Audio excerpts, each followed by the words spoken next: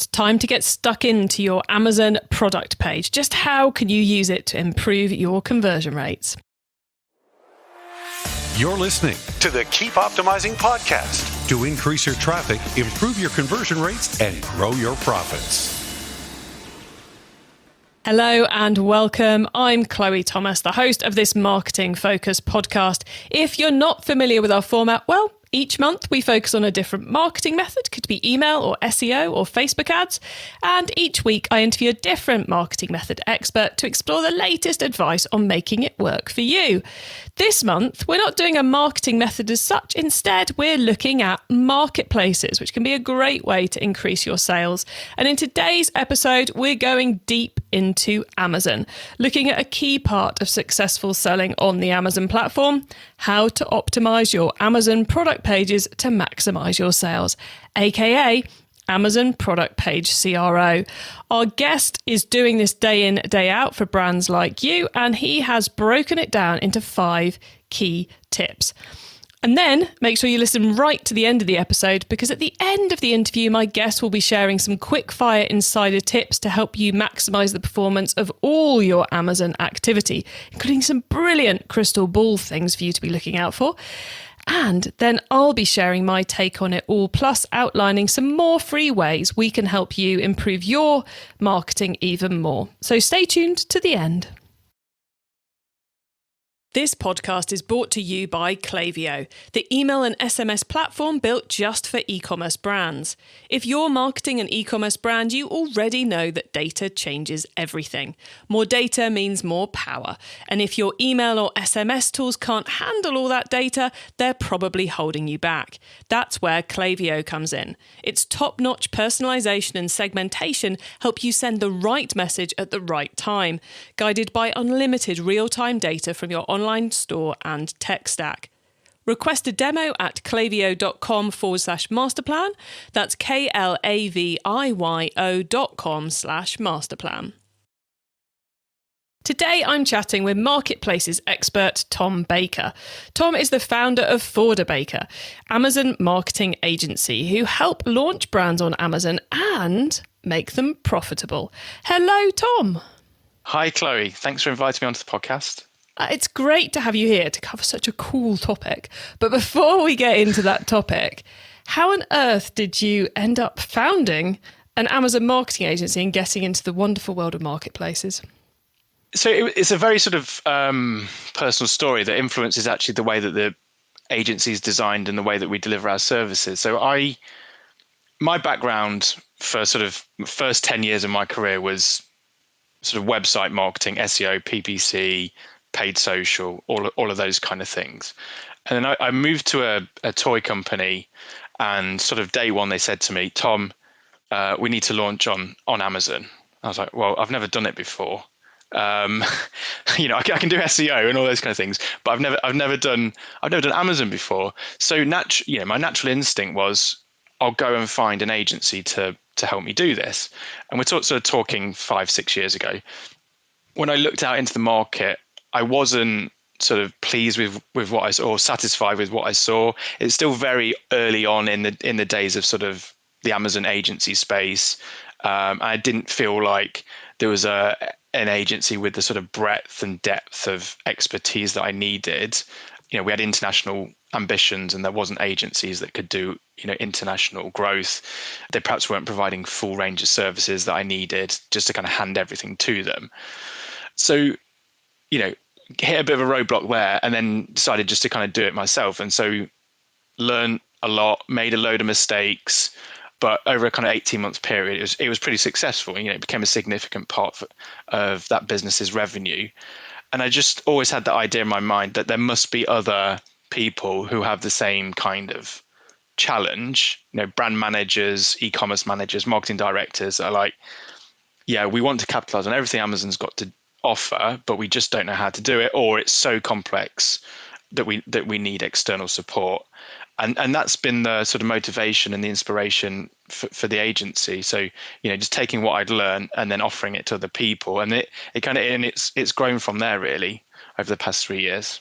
It's such an unsurprising story to me, because I think even now, it's very hard as a brand, as a website owner, as a product owner to find someone in the Amazon space who can help without ending up going down the FBA, dare we say it, get rich quick scheme universe. There's an awful lot of side hustle your way to riches with FBA stuff. And wading through that is so hard because the approach of, that as a business strategy, business strategy, but that as a strategy is very, very different to what a brand who've got established products, who've got, the way they want to be displayed, they've got more than just a widget to sell. Such a different set of requirements.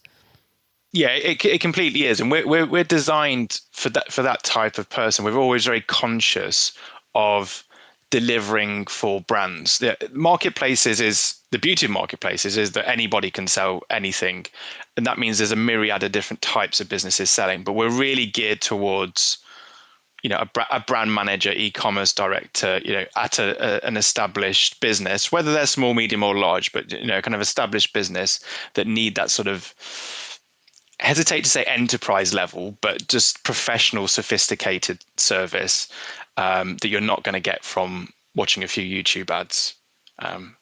Indeed. As useful as those YouTube ads may be, they're not going to give you the solutions. And I think you're kind of leading us into one of the reasons why we do feature marketplaces on this podcast, which is that the brands, the e-commerce businesses, they often fall into the trap, A, of not finding the help they need, but B, of just chucking up a product feed and then not doing anything else. Yeah. Because there's a whole, you said about the fact you were trying to find an agency that offered the full suite of services you wanted to grow the business, and that didn't exist. I think a lot of the buyers, so that those running, those marketing directors you're talking about, often don't realise the full suite of service they need to make the Amazon perform for them, which is why, she says, segueing beautifully into our topic for the day, why we're zoning in on the conversion rate optimization on the product listings page, because this is an area which it's really important to get right, isn't it? Yeah, completely. And as you say, sometimes it's not considered, or it's forgotten, or it's low priority. But we see as a fundamental part of success on Amazon, like a great conversion rate unlocks growth. That's the bottom line to it. So we put a great deal of kind of emphasis on getting that right, not only to begin with when we start working with a client, but continuously optimizing and keep optimizing to make sure that we're always improving those conversion rates, because there's so many variables within a product detail page that can be tweaked, and Amazon's offering better A/B testing tools all of the time. So there's always something that can be done to improve performance. Wow, I did not know that. So you can A/B test your product page with Amazon these days in some circumstances? Yes, so elements within the product page, and it's very controlled and fixed by Amazon. When I say fixed, I don't mean the results are fixed. I mean what you can test is fixed by Amazon. Very restrictive. Yeah, restrictive. That's the word. So titles, the first image, what's called A+ content. So that would be the more visual content or blocks of images that you'll see further down the listing on a desktop view.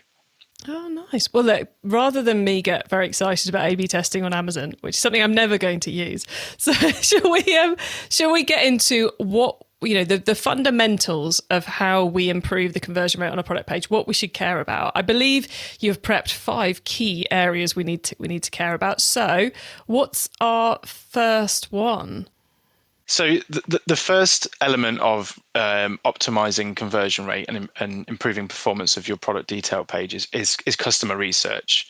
So getting that research right before you really pile into content production and publishing that content. So I think there's a tendency with Amazon, partly because actually there are so many products that are out there that sell really well, and ostensibly they don't look like they've got a great product page. So lots of other businesses think, oh, it's easy, I'll just throw up my products either through a feed or just kind of manually uploading them and expect them to sell. But Amazon is a much more mature and sophisticated market than it's ever been. So you've got to get the research done and done properly before you embark on actual content production and thinking about improving conversion rates. So obviously one of the beauties of selling on Amazon is, if you're already selling on Amazon, there's going to be some reviews there, good and bad. Use that to your advantage. Don't be precious about the fact that some people might be saying something quite negative. Often you will find that yes, there are some people that make some unhelpful comments, but most people are really constructive. They want to offer advice to other people buying the products, or even directly to the brand. So you've got first-hand information there from your customer, what they like and don't like about the product. And obviously you can go and do the same thing with your competitors. It's all there, it's all visible, all public. Go and see what people like and dislike about their products. There might be things that people are complaining about with your competitors, a particular feature or aspect of the product they think is missing, but you have that benefit or feature or advantage, whatever it might be. Make sure you emphasize that. That's a point of differentiation. That's something that can be to your advantage. So really mining customer reviews, whether it's your own or your competitors, is integral. I think any kind of customer research that's done outside of Amazon is going to help as well. So, you're selling a product online just as you would do through your own website or even in bricks and mortar. So you're going to know, hopefully, what the usual sort of objections or hesitations might be to buying your product. And you've got to really counter those elements in your listing, in the content that you present to people and how you communicate that. So understanding what might stop someone from buying the product is a great question actually to ask your customers. What might have stopped you buying this product? And people would tell you, things that you just can't find through data. And so that's or quantitative data. So that's kind of really useful as well, just to sort of poll your customers and find out what it is that they really think about the products. What I love about that, Tom, is that we say it so much in marketing and people often get stuck because they think they've got to run a customer panel or something. But on Amazon, it is so easy because Amazon's actively trying to get the feedback for you. You've got answers to questions, you've got reviews. If you haven't listed your products yet, go and look at the competitors. So you can even find out, everyone who's buying tents wants to know what the inside ground sheet size is. I'm making that up, guys. So you can get a head start and the data's there without you having to do a big research project. I think that one's awesome. What's number 2? So number 2, and this again is about understanding how to position product and also about user intent with Amazon. So this is a kind of phrase that we like to use internally at the agency. Treat the product detail page as a product demo, not as a product within a catalogue. So what I mean by that is, classically, if you think of a catalogue, it's descriptive. It's very plain, vanilla. It shows you the product, a basic description, and some weird SKU number or something like that. The product is available to buy. You can, however, you buy things through catalogues. Can't remember how that used to be done, but ostensibly it's there, it's available, you can buy it. But in a marketplace where there's unlimited choice, just being available is not good enough. So you've got to really think about that product detail page as a product demo. So the way we like to think about that is, just imagine you're in a department store. There's lots of other types of products in the department store, people rushing about, very busy. Your product's there on the shelf and you're demoing it. How are you going to grab people's attention there and then? What's the 30-second elevator pitch for your product, and what's going to really grab people's attention and hold their attention and persuade them to buy the product? So it's going from being very descriptive. Obviously, there always has to be an element of description within a product detail page, but beyond that, to being persuasive. What's going to persuade someone to buy the product? Why are they buying this product versus any of the other competitors in the market? What makes it different? Why do they need it in their life? What benefit are they going to get from it? I love this tip because I often think brands, when they first start going on marketplaces, they just copy the information that they've put on the product page on their website, and they totally forget about the great content that people consume as they get to that product. So the explanation of why we made it, the It might be the sustainability factors. It might be the why the brand exists. It might be, the fact that they're a maternity wear brand and they don't mention maternity on their product pages because they're a maternity website. There's all these things that get missed. And that, for me, seems to play into this as well a bit, Tom. Yeah, absolutely. You've got to be more direct with your communication on Amazon. So that example of maternity wear you give there, you can't take it for granted that people understand your product. So if someone lands on your website and is browsing around your website, I think it's a fair assumption to understand, to expect them to have already known something about the brand, the products, what maybe done some research outside of your website. So there's some knowledge built up beforehand. But on Amazon, they may have just discovered your product from a generic search. So you've got to do a lot of the heavy lifting for your customer. You've got to tell them about you as a brand, tell them about the product, what makes it different, why, what is going to be the benefit and the expected outcome for the customer from buying the product, what makes it, makes them happier, healthier, wealthier, whatever it might be. Make it clear to people. Don't beat around the bush with it on Amazon, because people are ready to buy. So you've just got to get them over the line. Cool. And that leads us on to number 3. Yeah. So number 3 is mobile first. So again, that's not necessarily going to be a surprise to many people. Most people hopefully are optimizing for mobile in any kind of product experience, really. But Amazon, the reason I kind of emphasize this is about 3 months ago, Amazon added a heap of extra traffic data into all of everyone's Amazon account, which included mobile and app traffic that wasn't there before. Then suddenly everyone's conversion rates in theory has gone down massively amount, but it's just because the traffic that wasn't there is now there. So the conversion rates have gone down a lot, even though it's actually the same. But what it showed was just the vast amount of consumers that are using their mobile devices to buy on Amazon. So it gave us the proof that it's over 75% in most instances. And we know that from our own personal experience as well. Most people are buying, particularly on Amazon, on a mobile device. But it influences the way we design for Amazon. So, the classic things we know about a mobile user: they're easily distracted, they're probably time poor, they're probably doing a couple of things at the same time, and they're going to be scanning and scrolling the product page. So your emphasis should be on a much more visual approach to your communication. People are going to be scrolling through the image gallery and scrolling through what's called the A+ content, the sort of larger content block that brands can put onto their product pages.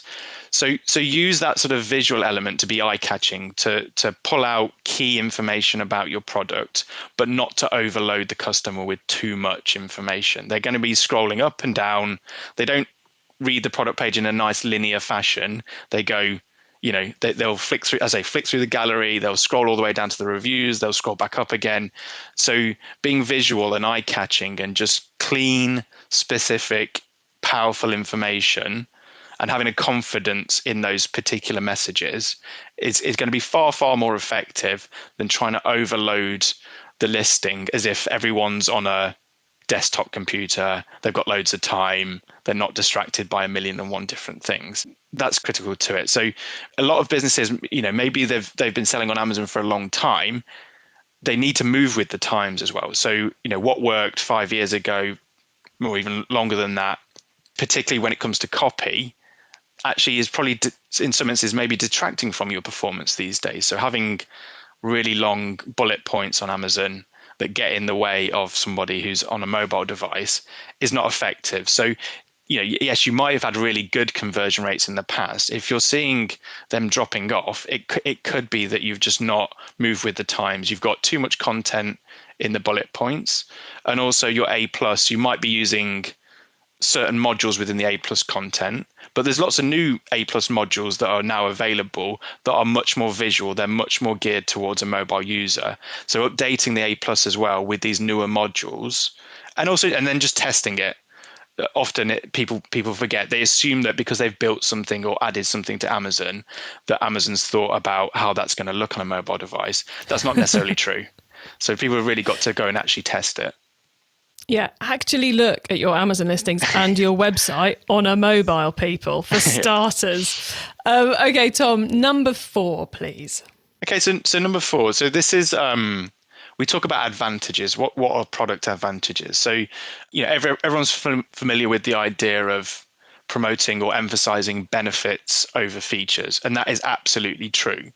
But when it comes to marketplaces, it's slightly different because you've got to talk about the advantages of your products. And the reason for that is, as I mentioned before, you're on a kind of infinite shelf with loads of other competitors, and it's very, very easy for the customer to go and look at the other products that are available within your category. So you've got to create a point of differentiation against what else is in the market. So it's not only about talking about why your product is good, what the positive effects of your product is, but why is that better than what everything else that's on the market? And again, being very sort of direct with that. Don't shy away from saying this is a bit crude, but basically this is the best on the market for these reasons. It is better than what else is on the market for these reasons. Find a nice creative way to say those things and to present that really visually, but as I say, don't shy away from the fact that you've got to sort of extol the virtues of your product and be quite plain in the fact that there are certain elements to your product which make it better or more useful or better value than other products that are out there.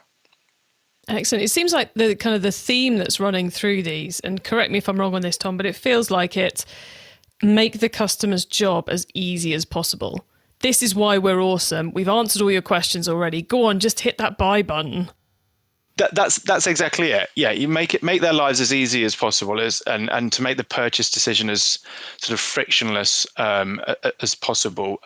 Really simple communication done visually, not overloading people with too much text or diluting your brand positioning by trying to stuff keywords into the page. Those kind of things.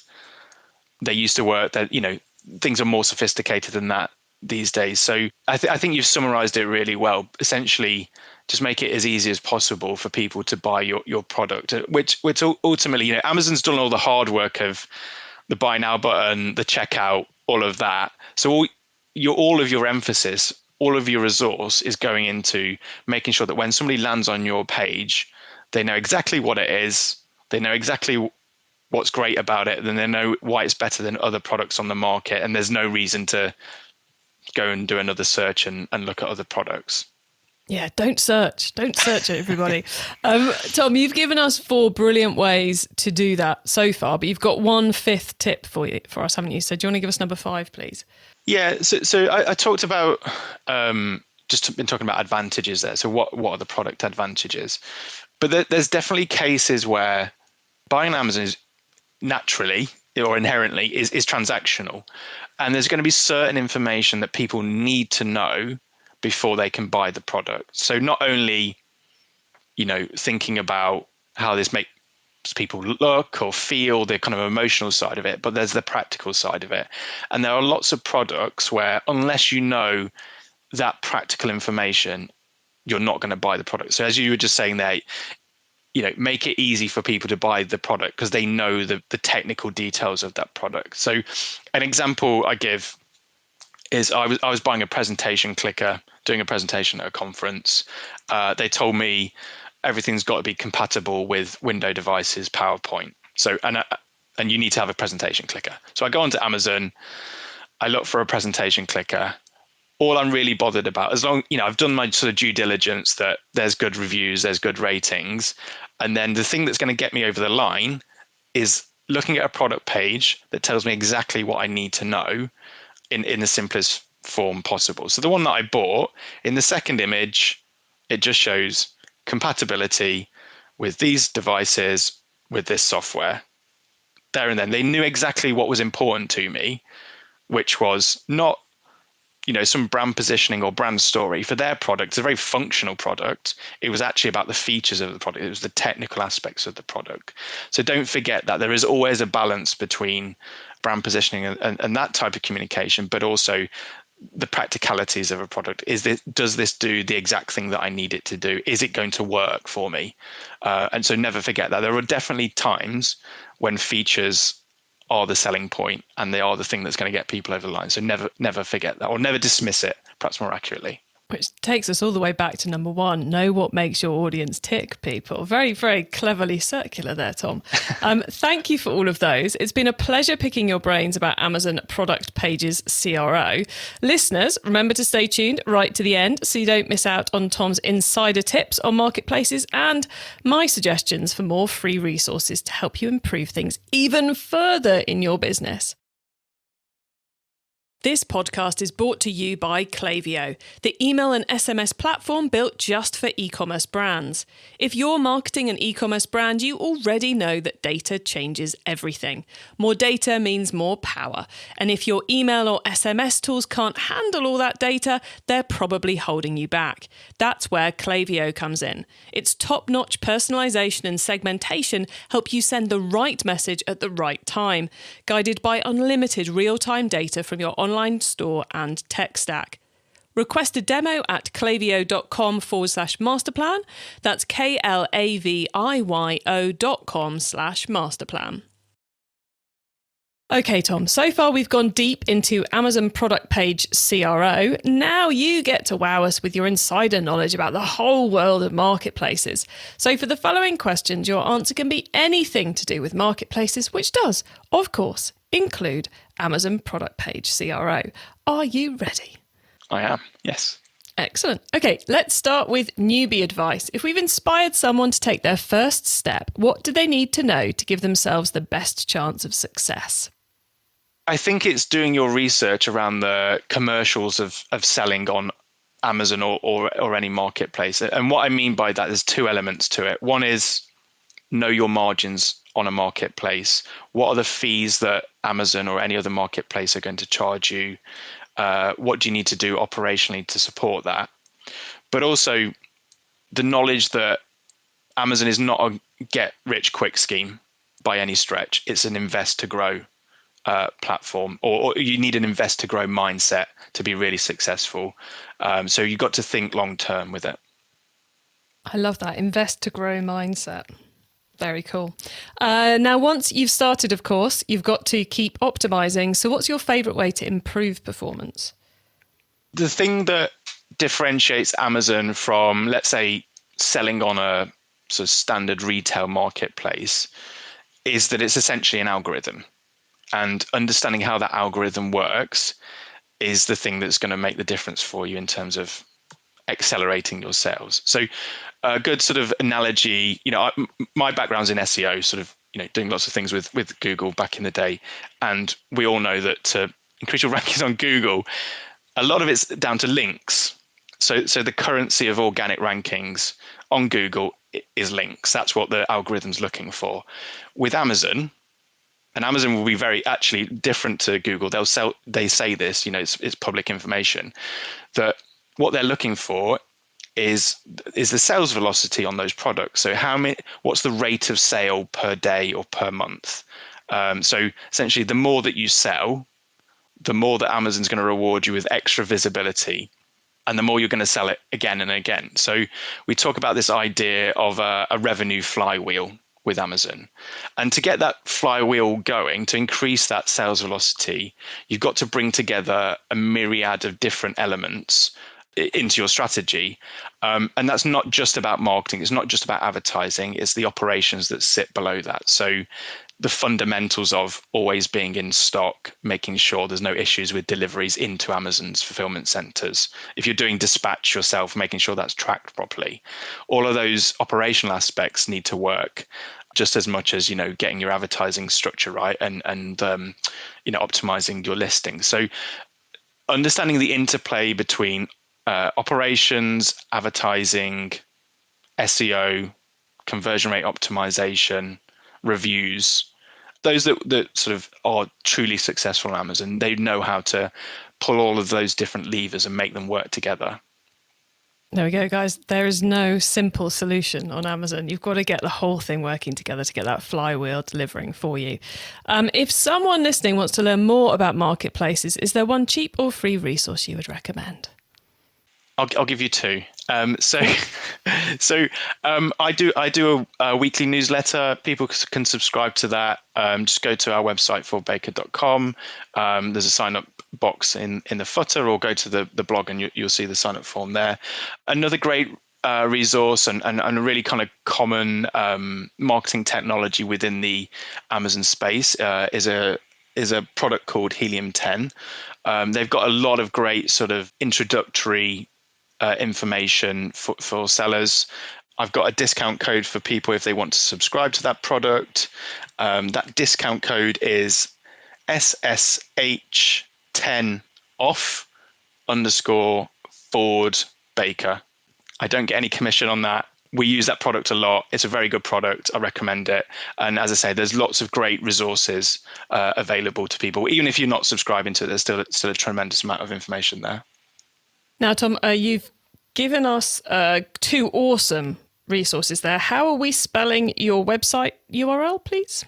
It is FORDEBAKER.com. Cool. And that, guys, is where you can go to sign up for Tom's brilliant newsletter for lots of tips. And then the other one was Helium 10, where there's loads of great stuff on helping you get started. But also there was the offer code, which is, and we'll put this in the show notes, it's easy for you guys to get hold of, but it's SSH10 off OFF _ Ford Baker, which is FORDEBAKER.